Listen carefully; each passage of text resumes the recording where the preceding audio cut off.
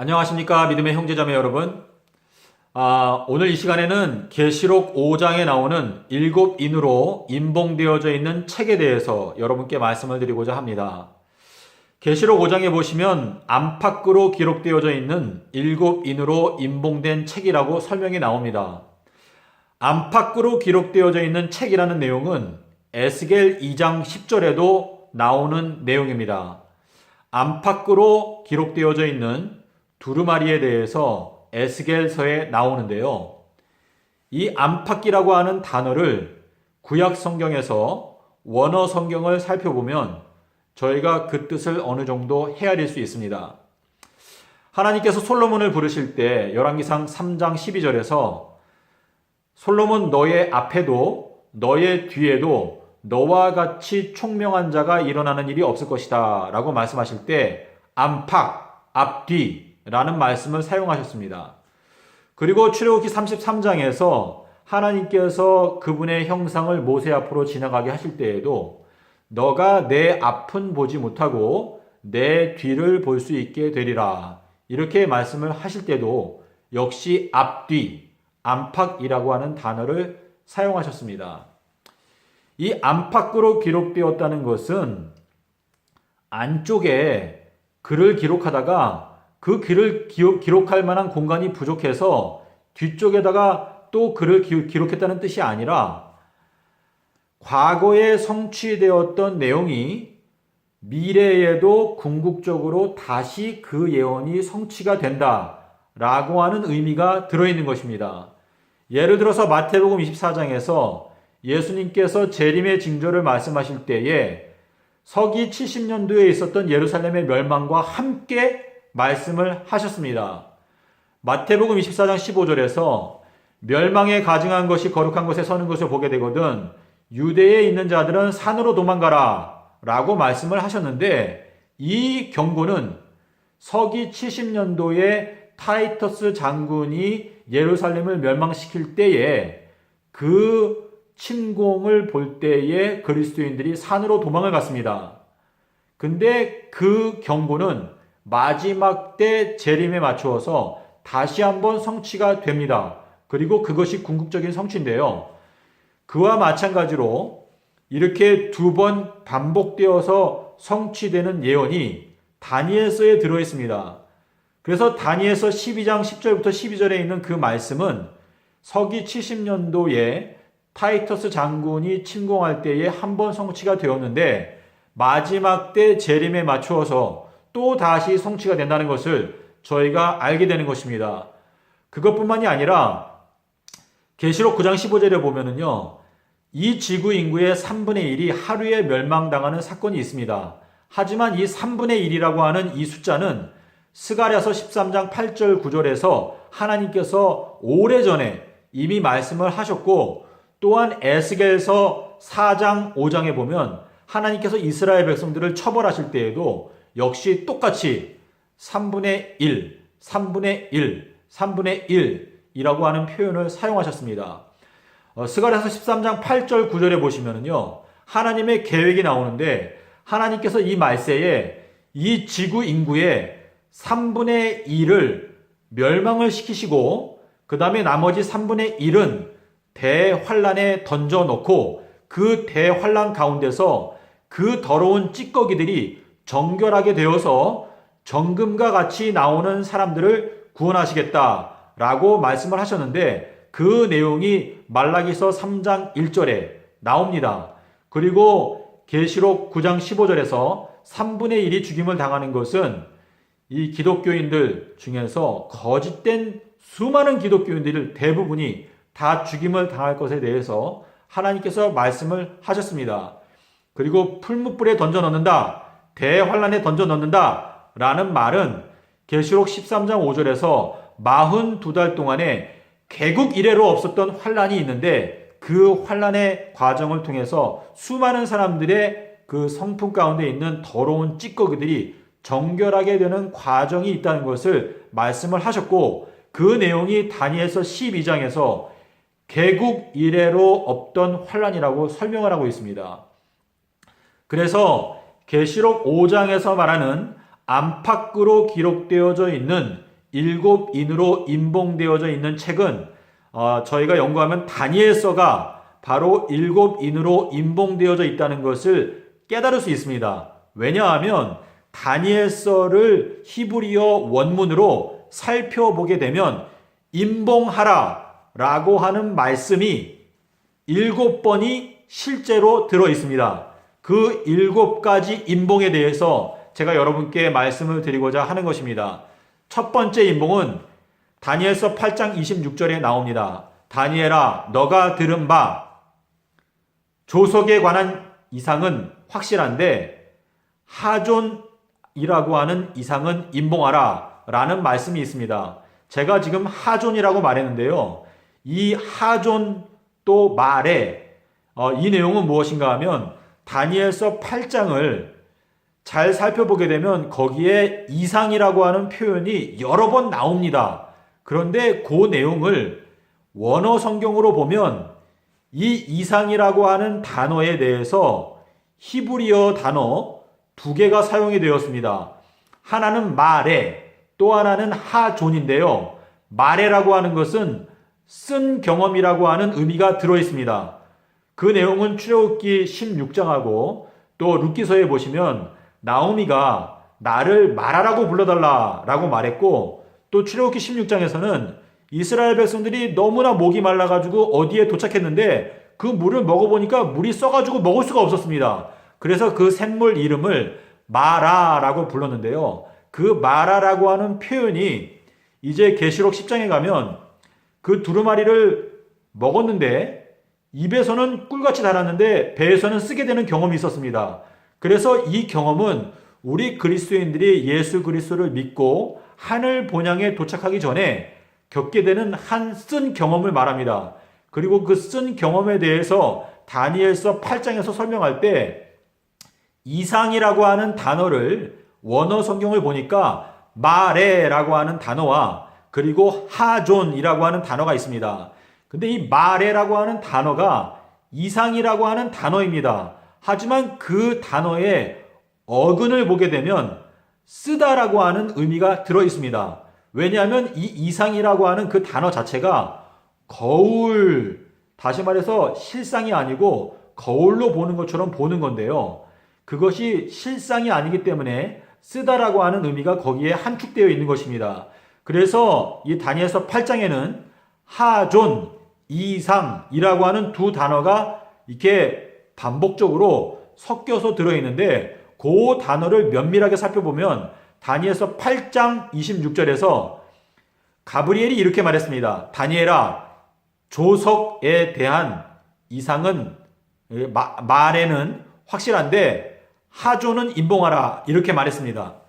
그런데 다니엘서 8장 16절에서 예수님께서 가브리엘에게 가브리엘아, 너는 이 마레를 다니엘에게 깨닫게 해 주어라 라고 말을 했습니다. 그때 가브리엘이 다니엘에게 와서 다니엘아, 너는 깨달아 알아라. 이 하존이라고 하는 것은 마지막 끝에 관한 것이고 정한 때에 관한 것인데 이 하존은 진노하시는 일이 맞춰지게 되는 것에 대한 이상이다 라고 말했습니다. 근데 진노하시는 일이 맞춰지게 되는 것에 관한 것이다 라는 말씀이 계시록 15장 1절과 짝이 됩니다. 계시록 15장 1절에서는 7 재앙으로 하나님의 진노가 맞춰진다 라고 말했는데 다니엘서 8장 19절, 17절에서는 하존은 진노하시는 일이 맞춰지게 되는 정한 때 끝에 관한 것이다 라고 설명하고 있습니다. 다시 말해서 다니엘서 8장 26절에서 2300 조석에 대한 말에는 확실한데 하존은 인봉하라 라고 말했기 때문에 진노하시는 일이 맞춰지게 되는 하존, 정한 때 끝에 관한 2300 주야 예언은 인봉된다라는 의미가 되겠습니다. 그래서 다니엘서 8장 26절에서 하존은 인봉하라 라고 말했습니다. 제가 여러분께 이 내용에 대해서 좀 더 이해할 수 있게 자세하게 설명을 드릴 수 있는데요. 성도들이 짓밟히게 되는 것은 2번입니다. 다니엘서 8장 13절에서 성도들이 짓밟히는 것이 어느 때까지입니까? 라고 물어봤습니다. 그때 1844년까지다라고 대답을 했는데 계시록 13장 3절에 가면 그 머리 하나가 상하여서 오래전에 죽은 것 같았는데 그 상처가 나았을 때 다시 성도들을 짓밟는다라는 내용이 있습니다. 그래서 성도들을 짓밟는 것은 이 지구 역사에서 크게 두 번이 있습니다. 첫 번째는 2300년 동안, 그 다음에는 2300달 기간 안에 성도들이 짓밟히는 일이 있습니다. 그렇기 때문에 2300 조석의 예언은 두 번 성취된다는 것을 여러분께서 아실 수 있게 됩니다. 자, 여기에 대해서는 제가 여러분께 자세히 설명을 드릴 수 없고 나중에 이 문제에 대해서 깊은 관심이 있는 분들께 제가 자세하게 설명을 드리도록 하겠습니다. 오늘은 7인을 중심으로 제가 말씀을 드리도록 하겠습니다. 자, 두 번째 인은 다니엘서 9장 24절에 나옵니다. 24절에 선지자를 임봉하라, 그리고 하존을 임봉하라 말했는데요. 첫 번째는 선지자를 임봉하라고 그랬고 두 번째는 하존을 임봉하라 그랬습니다. 근데 이 하존은 이상인데, 이상은 다니엘서 9장에 나오는 70일의 예언에 관한 것을 임봉하라 라는 뜻이 되겠습니다. 그리고 네 번째 인은 다니엘서 12장 4절에 나옵니다. 그 책을 임봉하라. 근데 그 책에서 정관사 그가 있는데요. 그 책은 다니엘서 12장 1절에 나오는 생명책입니다. 그때에 책에 기록된 자가 구원을 얻으리라 라고 말했습니다. 그래서 다니엘서 12장 4절에서 말하는 그 책은 바로 12장 1절에 나오는 생명책을 말하는 것입니다. 그리고 다섯 번째 인은 다섯 번째인가요? 다섯 번째 인은 그 12장 4절에 나오는 말씀입니다. 말씀들. 이 말씀들을 임봉하라 그랬는데요. 다니엘서 10장, 11장, 12장은 다 한 장면입니다. 그래서 다니엘서 10장, 11장을 임봉하라 라는 말씀을 12장 4절에서 이 말씀들을 임봉하라 라고 말했습니다. 그리고 여섯 번째 인은 다니엘서 12장 7절에 나오는 한때, 두때, 반때입니다. 다니엘서 7장 25절에도 한때, 두때가, 반때가 나오죠. 하지만 다니엘서 7장 25절은 임봉하라 라고 말씀하신 곳이 없습니다. 그러므로 다니엘서 7장 25절은 임봉된 내용이 아닙니다. 그와 반대로 다니엘서 12장 7절은 임봉하라 라고 말했습니다. 그래서 다니엘서 12장에 나오는 한때, 두때, 반때는 다니엘서 7장에 있는 내용과는 같지 않은 내용이라는 것을 저희가 알 수 있게 됩니다. 그리고 다니엘서 12장 11절 12절에 나오는 1290일과 1335일이 일곱 번째 인이 되겠습니다.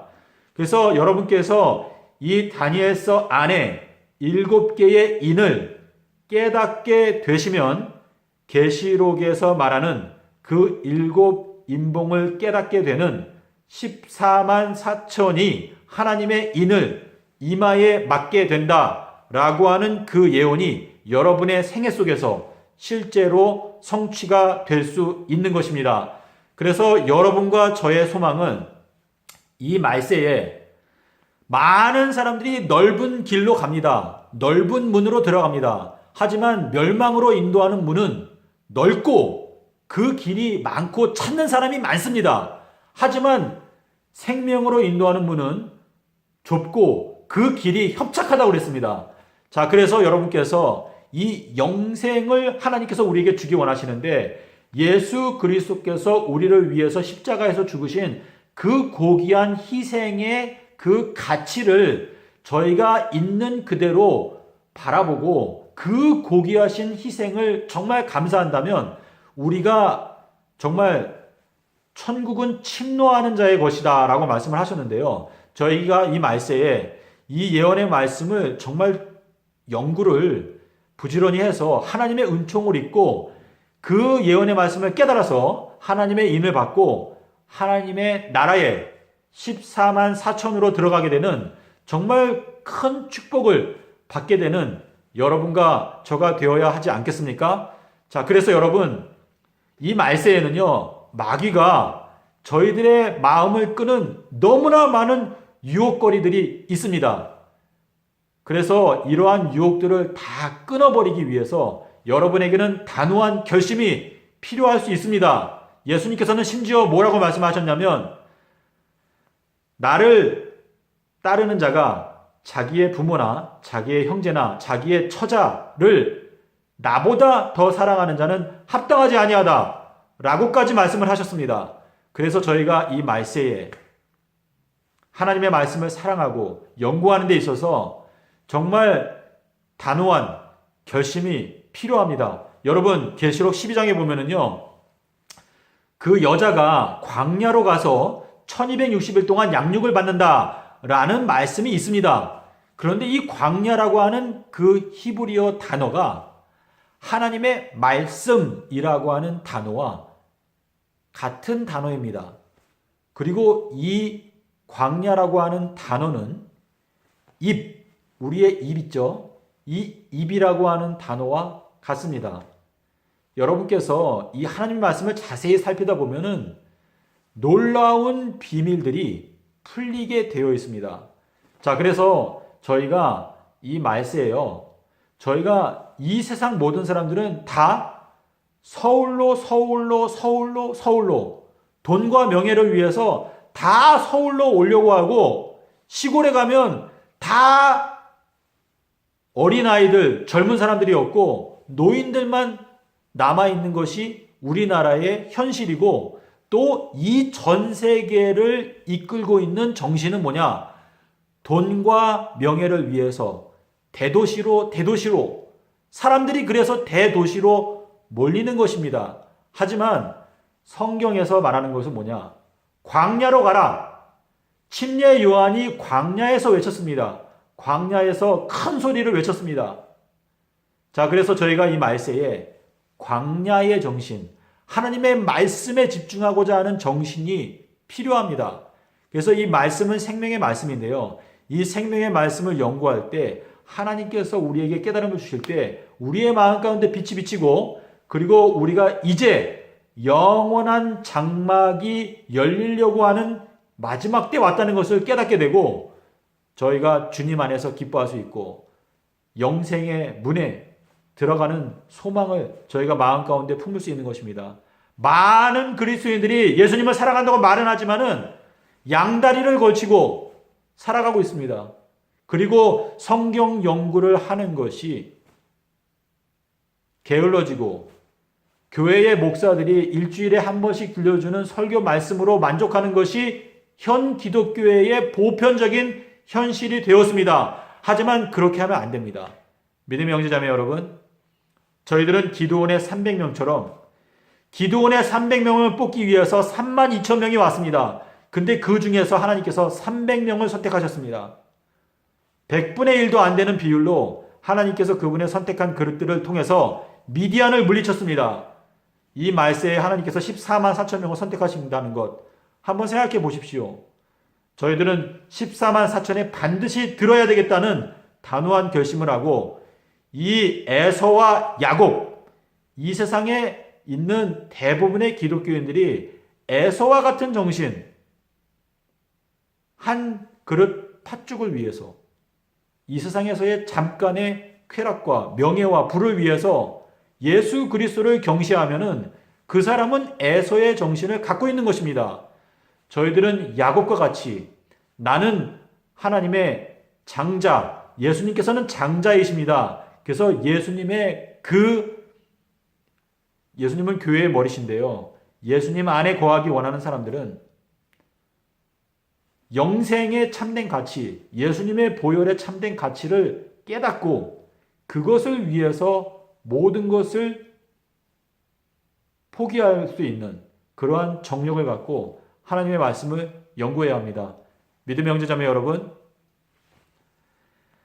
다니엘서에 있는 7 인봉의 예언들을 깨닫고 이마에 하나님의 인을 받고 14만 4천으로 선택되기 위해서 열심히 노력하게 되시기를 바랍니다.